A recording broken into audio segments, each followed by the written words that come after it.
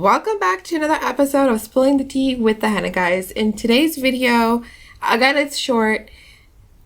The title is called I Dyed My Hair with Henna for Copper Red Color, and her channel is called Vegan Mayhem. Definitely check out her link and her channel.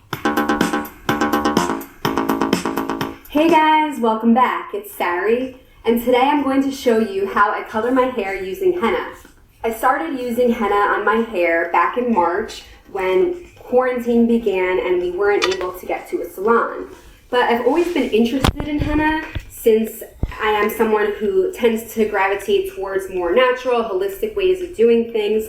I had been coloring my hair since 2004 when I was a freshman in college in the dorm bathroom, tired of my virgin strawberry blonde hair, and I wanted bright, vibrant red. So since 2004, I have been dyeing my hair different shades of red, but now that I've been using henna, it's giving me the same effect, the same color, in a more natural way, straight from plants, and I really like it. Henna is not only a beautiful and healthy way to color your hair, but in addition to coloring, it also adds shine and volume and thickness and improves the overall health of your hair. Henna coloring doesn't always have to be red or orange. You can mix in other plants to create shades of black, brown, and even blonde. Henna reacts to whatever your base color is, so the same powder will look different on different people. Today I'm going to be using a mixture of henna with cassia, and cassia gives you a sort of blonde golden effect to the coloring. It doesn't lighten dark color, but if your hair already is lighter, it will give you that golden effect to it. Start to finish, henna does take a longer time than just walking into a salon and coming out a couple hours later. With henna, first the dye needs time to release. You have the powder, you add the water, it takes a couple hours for the dye to release. Then, after it's been applied to your head, you do need to keep it there for at least 3 to 4 hours. Some people keep it on for longer. I'm already liking how she is explaining each detail and is like basically telling there is no excuse to do henna. But it does take time, so dedicate a Sunday, find a day of the week when you don't have much to do and you can have the day to do henna and maybe do your chores, things you need to do around the house, and you won't mind walking around with what feels like mud on your head. You ready? Let's do it.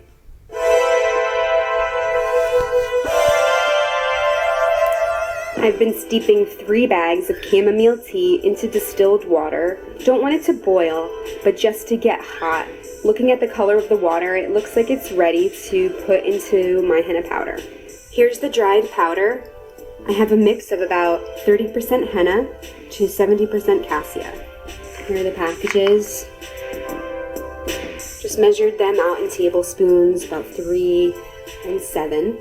Now, when you're pouring in the water, you really want to add it slowly as to not oversaturate the powder. Pour a little bit, then stir it around, and then pour a little bit more and keep stirring till you get the proper texture.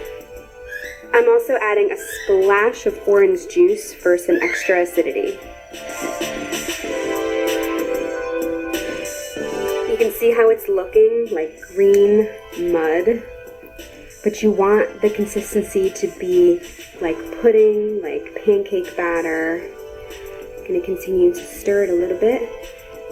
Okay, now I'm going to cover the mixture and let it sit for at least 3 hours. I'm going to write the time so that I remember when it started to sit.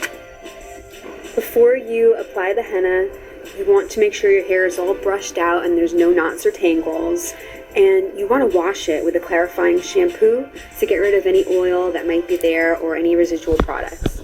To check if the dye is ready, I put a little bit on my palm, waited about 5 minutes, and then washed it off.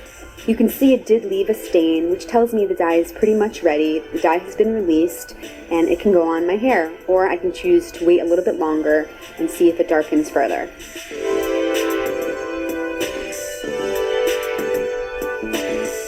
So I just took a shower and washed my hair with clarifying shampoo. you can leave your hair damp, towel dry it a little bit, separate it into 4 sections, and start to apply the henna.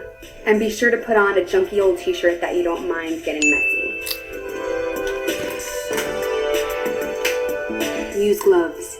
I saw someone do their roots with a knife and they made it look so easy. Let's see if I can do that.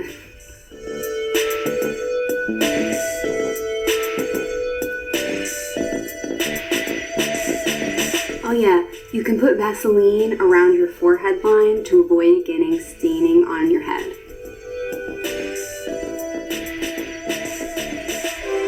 At some point I just switch over to using my hands because that's much easier.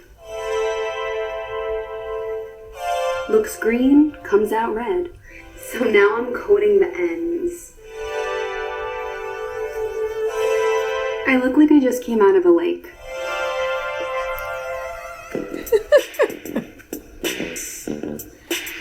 Oh, I love how you guys just make me laugh for this because I'm filming. Otherwise, it's so much easier to just not.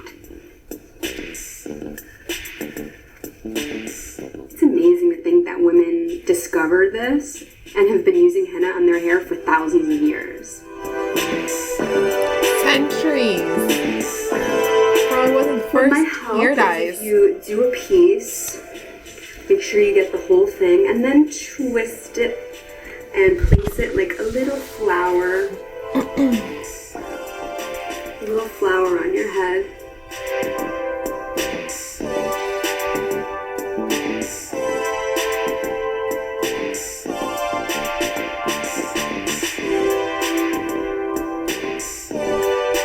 Voila! Time to cover it up with a shower cap and let it sit. Here's the scene of the crime. You've got an empty bowl, a couple specks over there, a couple specks on the floor. Not too bad, but I do have some cleaning to do. I cleaned up my face and my neck with water. It came right off. And now I'm just gonna chill and put some laundry away and watch TV. Okay, so it's been a couple days since I dyed my hair with henna, and it takes a couple days for the color to settle into what it's going to be. But if you could take a look here in the light, it's a mixture of copper and strawberry blonde color mixed into the orangey, coppery parts that are on the bottom. It covered my hair really well, and my hair feels soft and thick, so I think it did a great job, and I'm definitely going to do it again in a couple of months. Thanks so much for watching. If you give it a try, let me know, and I'll see you next time. That was very nice. I love how the color came out, and she even said, it's like different colors. Love it. Her hair is softer, and it's just so beautiful. So I definitely usually do recommend, if you want like a strawberry blonde, to use Cassia and add a little bit of pure henna to your mixture to give you that strawberry blonde. So this was a perfect example to get that copper red that she did. Hope you enjoyed the video. It was very nice. I loved how she explained little details as well, so the Vaseline, and did show her space of a mess in the bathroom, but to me that was not a mess, because when you're a first time, trust me, it is a little bit more messier than that. So make sure you put like newspapers, cover your sinks, just till you get used to henna, but you will definitely master it. Give it a try. Don't forget to like and subscribe. Till next time. Bye.